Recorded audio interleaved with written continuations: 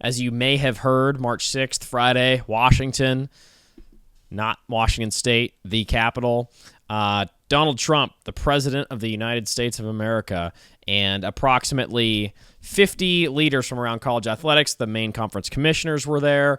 There were some big-time boosters there. The Texas Tech guy, Cody Campbell, was in the house. Notably, Nick Saban, Urban Meyer in the house to discuss the future of college athletics, and most importantly, and kind of centered around the NIL Wild Wild West. How do we get it under control? Do we even try to get it under control? Saban and Urban certainly do want it under control. So I'm going to hit this three different ways. I'm going to show you what Trump said. I'm going to run the tape of what Saban said and his proposal. And I'm going to run the tape of what Urban Meyer said and his proposal. Short version is Trump said he's going to fix it.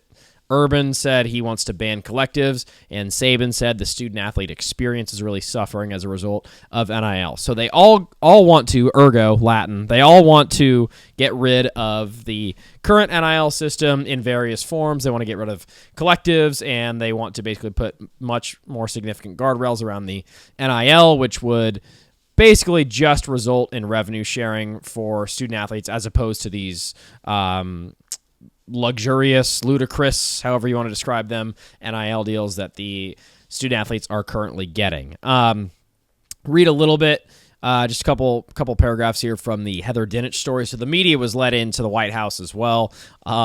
East Wing, I believe. Media was let in there. Ross Dellinger doing some good coverage. Heather Dinich doing some good coverage. I definitely wanted to be there. That would have been awesome. Maybe one day. But so here we go. This is the Heather Dinich report.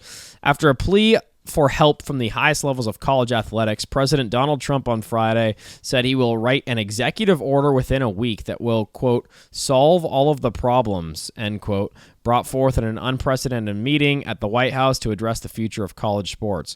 Trump, who was joined in the East Room by about 50 people from varied backgrounds, hosted the first Saving College Sports Roundtable with Vice Chair Secretary of State Marco Rubio, New York Yankees President Randy Levine, Florida Governor Ron DeSantis. The group included politicians, celebrities, blah, blah, blah. Those who spoke delivered a similar message. College sports needs federal legislation to restore order in the NIL space and its overall economics. It's true. Here's the Trump quote. Quote, I will have an executive order within 1 week, and it will be very all-encompassing. And we're going to put it forward, and we're going to get sued, and we're going to see how it plays, okay? But I'll have an executive order which will solve every problem in this room, every conceivable problem within 1 week, and we'll put it forward. We will get sued. That's the only thing I know for sure. Charlie Baker, the NCAA president, was there, the Notre Dame AD, the power commissioners, et cetera, et cetera. Okay, I will get to the Saban soundbite and the Urban soundbite in just a second here. Basically, I think Urban has probably the best argument here. Okay. Do I think college sports need help from the government? Absolutely. And the reason I think that is because all of these conference commissioners are going to continue to act in their own best self-interest, right? You weren't hearing any of the SEC coaches complain 15 years ago when those rules were in place and they were winning titles. Now that they're not winning titles, obviously the Big Ten's won the last 3 in a row, Indiana, Ohio State, Michigan, they're complaining all of a sudden. Like, do you think Nick Saban would be complaining if Bama was still three-peating or winning 7 natties, 6 natties? He won 6 with them, 1 with LSU. Of course not. He would not be complaining if they were still racking up natties. He understands that the Big Ten has more donor money and therefore more money to pay players, and therefore a lot of the skill guys and really just a lot of the best players, if you look in the NFL draft these days, are now going to the Big Ten because that's where they're getting paid more. There's many, many famous examples, but one recent one, Caleb Downs played at Alabama for Nick Saban. And then Ohio State offered him more money when Saban retires. He goes to Ohio State. He didn't go to Ohio State as a defensive player to play for Ryan Day, right? He went to Ohio State because he got paid a lot more money because Ohio State has more money than Alabama. So do I think that the NIL legislation is too out of control? Yes, and here's why. I think that when you, say for example, I believe it was Oregon's left tackle Isaiah World who got paid $900K last year. I think it was like the public announcement. He got paid $900,000. Again, could be off on that, but that was pretty much what I read from a bunch of different folks. And Ross Dellinger, fantastic reporter for Yahoo, he's gotten like Ohio State's AD on record. He's gotten a lot of ADs on record saying they're paying anywhere from $20 to $40 million for a roster. Apparently Kentucky basketball's roster this year is $22 million, and this is real reporting. Like, the athletic directors are telling reporters this, in my opinion, to put pressure on their coaches. I think that's why Ross Bjork said that to Ross Dellinger before Ohio State won that natty. He wanted a ton of pressure on Ryan Day, and he wanted a way to fire Ryan Day had he not been able to win that title, which is crazy, but I think that's what he was doing. I really do. But so anyways, these ADs are publicly telling reporters that this is what's going on. Here's what I think. Like, what I think is a little fishy and illegal and just not by, I don't even want to say not by the book. It's flat out cheating, illegal, lying. You'll hear Urban talk about it. Is when these collectives pay players $900,000 for name, image, likeness for marketing, right? Like, does Oregon's left tackle who made $900K, was he worth $900,000 in marketing? I don't think he was worth 10% of $900,000. I don't think he was worth $90K of marketing. Like, does anyone even know if he has a Twitter or an Instagram? And if he does, he probably, put a post up about how he likes Chick-fil-A or likes Nike, and that's that. Like, the value of these contracts are wildly inflated. Like, when you see a Quinn Ewers commercial here in Austin on TV these days, Arch, it's like, it's such a hilarious attempt at a cover-up to be like, see, look, Quinn's he's in a local lawyer commercial. He's getting paid $4 million to do this. That local television commercial isn't worth 10% of that. The local television commercial is probably worth $30,000 in advertising revenue. I don't know, max, maybe a little more, but nowhere close to the $4 million that these quarterbacks are getting paid, right? So what I'm saying is adjust the camera just a second here. The deals are artificially inflated. The left tackle is not worth $900,000 in marketing. He might be worth $900,000 on the field as a left tackle, but he's not worth $900,000 in marketing, not even close. And so that's why it's an obvious cover-up for pay for play. Now, do you want players to be able to get paid, a share of the revenue? Yes, that's why there's about $20-something million per year at the moment that is funneled back to student athletes. Apparently, Oregon State, I'll use an example. Oregon State basketball's roster, Wayne Tinkle told John Canzano, was given about $2 million this year from the Oregon State Athletic Department in terms of revenue sharing. So the team, the players, not the coaches, the players made about $2 million in total. So you imagine the starters make a couple $100,000 each, and then the bench players make a little bit, $100,000, $50,000, etc. So, and that's why Tyler Bilodeau is not an Oregon State Beaver. That's why he went to UCLA. He probably got paid a lot more at UCLA. Same with, a couple other players that they've had in the past. They had another really good player. I don't know why he's slipping my mind, but anyways, the players are leaving because they're getting paid more elsewhere. But they're also getting paid a lot more than they're actually worth from a marketing perspective. Now, what are they worth from a revenue to the school perspective? That's basically impossible to quantify. And that's why I think there needs to be more rules around, for example, jersey sales. Like, players should make money from jersey sales. If they want to do local car dealerships deals, they should be able to do that. But should they get paid $900,000 to do a local TV hit when it's probably worth about $10K in Eugene, $20K in Eugene? Like, it's an obvious lie. And I'm happy for the players, and that's also kind of what we're getting at too, is like, we're happy for the players, but is it legal? Is it fair? Is it right? Probably not, because it's certainly a lie. Let's listen to, you want to do Saban or Urban first? Let's do Urban first. Here is Urban Meyer speaking in the White House. His opinion, his stance is that we should ban collectives. And this is kind of exactly what I'm getting at. Trust, then you now will not get litigated. And I would eliminate, the only thing I dislike about the SCORE Act is that and Coach Saban and I have visited about this, Mac Brown and I have visited about this, get rid of the collectives. That's cheating. When donors, so everyone understands what a collective is. Donors put money in a pot, it's distributed to players through the coach and the general manager according to your talent level. That's not allowed. You're not supposed to do that. That's called pay for play. So there's a revenue share that the universities get through their television contracts, and I know it goes up every year. That's their only that's the only thing they're allowed to do for their student athletes. They can distribute that however they want. That's still pay for play. But any NIL conversations, which NIL, I think we all got to quit calling it that. It's not name and likeness.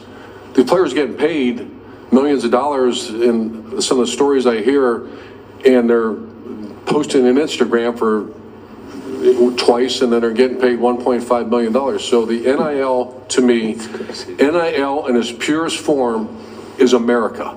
It's called capitalism. If you can make money on your name, you should have a right to do that. If you're a gymnast, a volleyball player, a swimmer, a football player, and a car dealership wants to work with you legally in the business world, do it. That's what NIL should be. That's not what it is. So you get rid of the collective, becomes an illegal entity. There's no such thing. That even to this day, that makes my skin curl when I hear a collective. Get the donors out of it. If a business owner wants to hire Jeremiah Smith and pay him a certain amount of money, he's certainly allowed to do that. That's called capitalism. But the universities cannot arrange that and set that up. The universities can simply make sure the kids go to school, make sure they graduate, treat them fairly, make sure the women's sports, the Title IX, I'm all in favor of all that, but they cannot get involved in the financial marketing of your players. That's let the market take care of itself. That's called the market. That's called capitalism. And the collective, I think if the collective goes away, college sports gets better immediately when you say that, if we have antitrust exemption. So Urban wants the collectives to go away. Again, I see his point. It's certainly lying and cheating by paying a tackle $900,000 when his marketing value is probably more like $30,000, if that. But I'm also not entirely sure how you suppress that. Like, how do you suppress someone's earnings? Again, it doesn't feel legal. It feels like circumventing. It's kind of like how NBA owners are trying to circumvent the cap sometimes, Steve Ballmer. When a college coach is paying a player a shitload of money, most of the time it's not because he's actually worth that in marketing value. It's because he's worth that in the free market, and therefore that's what he has to play to get the player to commit. And that is what I think Urban has them on. For anyone who wants to argue, no, this is all good, we're doing this in name, image, and likeness, it's not true. And Urban has nailed that argument. He has completely nailed that argument perfectly. That being said, I'm not exactly sure how you can suppress that, suppress earnings. If someone's going to pay you, like he basically just said the NIL is capitalism. He kind of contradicted himself. He said the NIL is capitalism and the NIL is America. Well, man, I mean, that's kind of the whole point here, is that players should get paid what they can earn. But then you go back to, and this is what I think Saban's really getting at. Saban actually does care a lot about the structure of the sport and the development of the student athletes. Whether people want to hear that or not, it's totally fine. Don't care, but it's the truth. I will say, I think this is what more so what he's getting at, which is like players are just jumping ship for whoever pays them more. Like Cal football last year, 2 years ago, they had Fernando Mendoza. Okay, he jumped ship to Indiana to play for a different coach to make more money, and what happened? Cal football flamed out, and they fired their head coach because they lost Fernando Mendoza. Not because JKS isn't good. He's obviously going to be great. He was pretty dang good last year as a true freshman, but he was a true freshman. Okay, if they had Fernando Mendoza last year, Cal would have been a lot better. Justin Wilcox would probably still have a job, but he didn't because the kid left for more money and wanted to play for a different coach and could just leave it at any time. And I do think the transfer portal's a adjacent issue, but probably a different one. And then so this all comes back to like, in the NFL, it's a sports league. You have to play by the rules. You can't just pay. There's a salary cap. You can't just pay anyone whatever they want. In college football right now, there's a laughable salary cap, which is the rev share, but there is no salary cap with these NIL deals, right? The College Sports Commission, the CSC that was appointed, is a joke. We're all laughing at it every day. Like, those people say that they're monitoring the NIL deals. They're either the worst employees in the history of the world, or they're not really monitoring them, because the left tackle is not worth $900,000 for an Instagram post. Not even close. Okay. So that's the other side of it, which is, how do we feel about the fairness of the game? And I think that's where Saban has a good argument, which is like, this is terrible for the student athletes to be just jumping at money wherever they're offered. They're going from school to school to school. There's no structure. There's no culture. There's no traction. It's all a year-to-year sport. Arizona State, Sam Leavitt goes in, plays well. He's gone. He's gone to LSU, right? There's countless examples. Josh Hoover for TCU looked like he was going to be a TCU legend. He goes, I'm good. I'm going to take more money and go to Indiana and play for SIG. There's countless examples every year of tons of players. I mean, there's quite literally thousands and thousands and thousands of players that go into the transfer portal every year to go get more money and or leave their school. Kind of a separate issue. Here is the Nick Saban audio on kind of what he sees wrong with sports. It's about 3 minutes, what he sees wrong with college sports and what he would like to see changed. Thank you, Mr. President, for the chance and the opportunity to be here to speak with you today, but I just want everybody to know that I'm just a football coach. I spent my life when we had the ball trying to get a first down, when they had the ball trying to get off the field on third down. So this is an unlikely position for me to be in to speak to such a distinguished group of people. Thank you. But I come here today with a question. What are the guiding principles for the future of college athletics? All athletics. I'm talking about football, basketball, Olympic sports, revenue, non-revenue, it doesn't matter. My goal as a coach for my players, for our players, was to help them be more successful in life, that we would create an atmosphere and environment that would help them through personal development, academic support, 668 degrees and 17 years at Alabama, and help them develop a career as a football player. That was our goal, so that they were creating value in life and we were preparing them for their future past athletics. So what happened?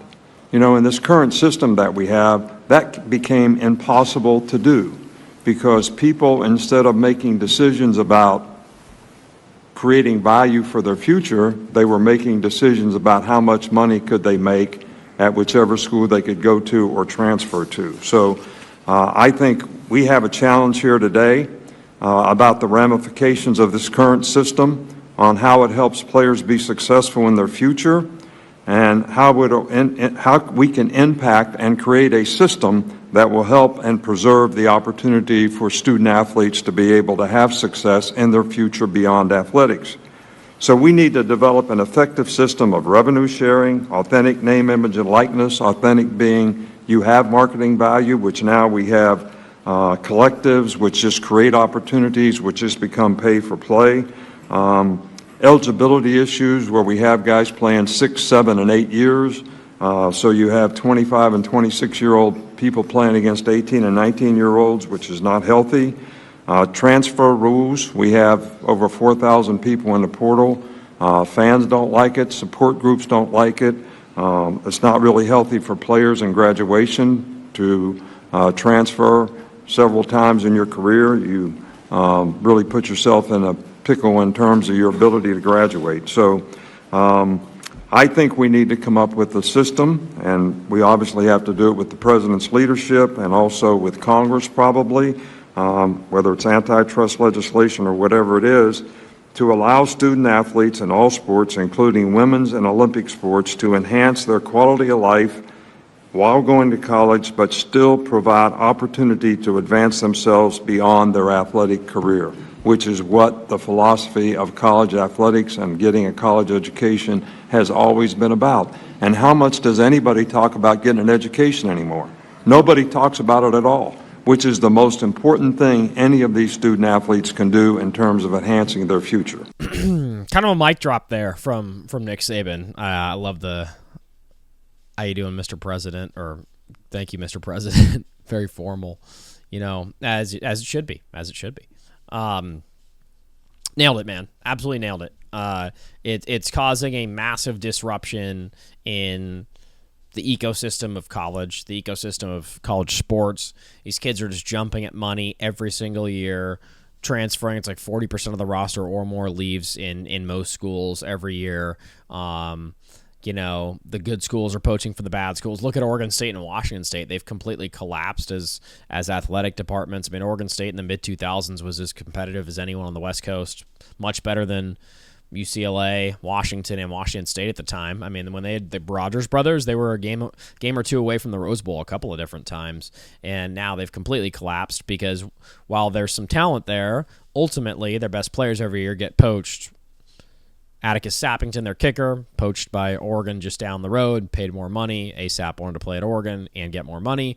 What do you know? He goes to Oregon. Oregon's starting puncher last year, James Ferguson Reynolds, Boise State kid, comes over, gets more money, plays for a bigger school that can offer more money. So, again, you're not wanting the kids to not make money, but at the same time you're acknowledging it's just a system of poaching, and it's not really healthy for anyone involved. It's not healthy for the college sports ecosystem. It's certainly not healthy for the locker room culture. I do think that college sports are still amazing. They're still my favorite thing, arguably my favorite thing in life. I love the student spirit. I love the camaraderie. We'll never have another J.J. Redick type who stays for 4 years, in all likelihood, or a LaMichael James type probably. Like, it's just, these kids don't stay for that long anymore. They go and get a different bag somewhere else, and it's just a bummer. Like Oregon State, if you're recruiting at Oregon State, if you're Jamarcus Shepard, their coach, you got to think like, all right, let's recruit, develop, and then they're going to go somewhere else after a year, but that's okay. Let's keep our head up. Same thing even at Arizona State in the Big 12, like Power 4. Sam Leavitt got good, got noticed. LSU said, here's a giant $5 million bag or however much it was. He said, Arizona State, thanks, but no thanks. I'm going to go get my money.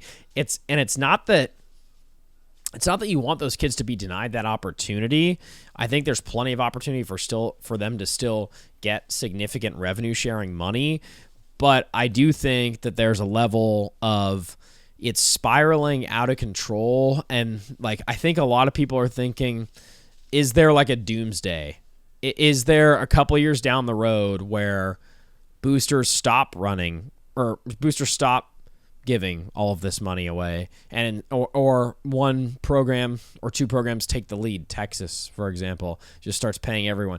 And, I have a tough time believing that could happen, but, I mean, look at Indiana this year. They came out of nowhere, but they recruited a 22, 23-year-old quarterback, paid him a lot of money, paid their returning players a lot of money. Signetti's obviously the best coach in the sport by kind of a mile right now, and they deserve to win the national championship. I do think that Saban and Urban, these SEC guys, are bummed that the SEC doesn't have nearly as much money as the Big Ten, and therefore, on average, the Big Ten schools are starting to win all the national titles. They're starting to control all the power. They've won 3 straight, and they're clearly bummed out about that.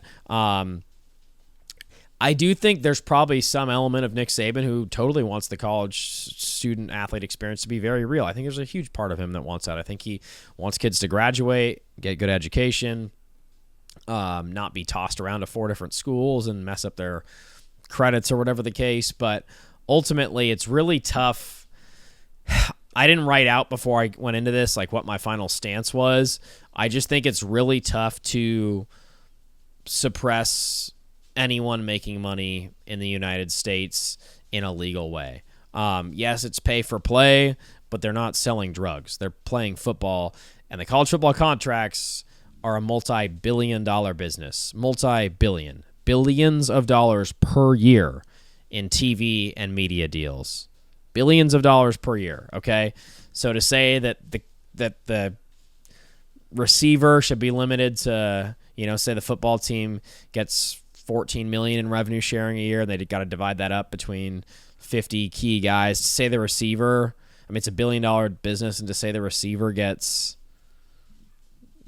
$30,000, it feels almost undervalued. But I will say, like, these when you talk about the money distribution, I think the Big Ten schools are getting like $70 million a year total. What about the Olympic sports? Like, they have to pay for the Olympic sports too. The women's sports don't make any money.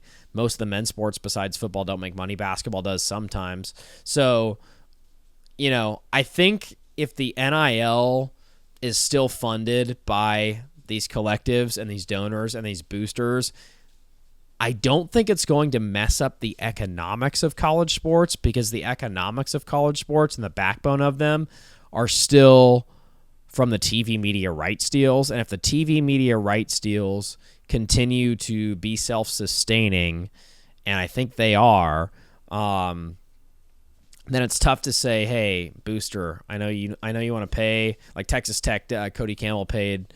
Who was the dude? They paid a lot of guys, Quentin Joyner and David Bailey. I was trying to think of the receiver they paid, but they paid some receiver like $900,000 or something.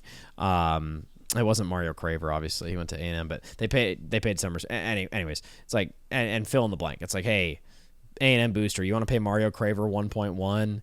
Actually, we're not going to let you do that. It's tough. It's tough ultimately to tell college kids and tell anyone really in America, we know someone wants to pay you this, but we're not going to let you if the act's legal, because the act of playing football is legal. Do I like it? No, it feels dirty a little bit. But the SEC was paying Cam Newton under the table. The SEC was paying Mark Ingram under the table. The SEC was paying these guys not nearly as much, but the SEC was paying players under the table, and we all knew it, and we just didn't care about it. Now that it's out in the open, I think if we just understand it but embrace it, I think when we turn on the TV on Saturdays, are you mad that the receiver's making $1.1 million? No, you're watching him run a sick route on third down, and you're saying, dang, that was awesome. A&M versus Notre Dame, epic game in South Bend this year. You weren't thinking the whole time like, how much is CJ Carr making? How much is Jeremiah Love making? Wait a second. Did Mario Craver or Casey Concepcion make more this offseason? You're not thinking about that, man. You're watching the game and you're loving it. And I think ultimately college football is still in a great, great place because you're watching the game, you're loving the game, and that's what matters. Ultimately, that's what matters, is that you're still watching the game, you're still loving the game, and even though the money is out in the public eye right now, I kind of preferred college football when I was like, yeah, I know they're getting paid. I know it might be legal or illegal, but I'm happy for the kids. Just let me watch college football. Let the money go into some black hole. I don't need to see it. I don't need to hear about it. I just want to watch it. It's all getting publicized now, so it's a little dirtier, but I'm fine with it. I will say I do think it would be appropriate for all of these contracts to be public. In the NFL, all the contracts are public. It does still feel slimy that the players are getting paid, but all like a shitload of money, like life-changing money, like millions and millions and millions of dollars per player sometimes, but the money's not public. I do think ultimately, if we're going to treat the kids like employees and pay them a ton of money for their services, because it's obviously a joke that they're getting paid for marketing services. They're not getting paid for marketing services. No one is saying Oregon's left tackle is worth $900K in marketing services. That's a joke. But if they're getting paid to play, which they certainly are, I think it should be public. I think that's my final stance. I will always love college football. It will always be my number one favorite sport in the world. I will still watch it, whether they're getting paid or not. I think it's probably pretty hard to suppress players from making money. And by the way, Trump as a Republican, I think, would see that above all else. I think he's just trying to do a favor for his buddies Nick Saban and Urban Meyer. But ultimately, that's where I weigh in. I will still watch college football. I will always love it. And I do think it's pretty hard to say, this booster wants to pay you money, we're not going to let you. I think the cat's out of the bag. I don't really know how that's enforced. I also wouldn't be shocked if Trump finds a way to pull it off.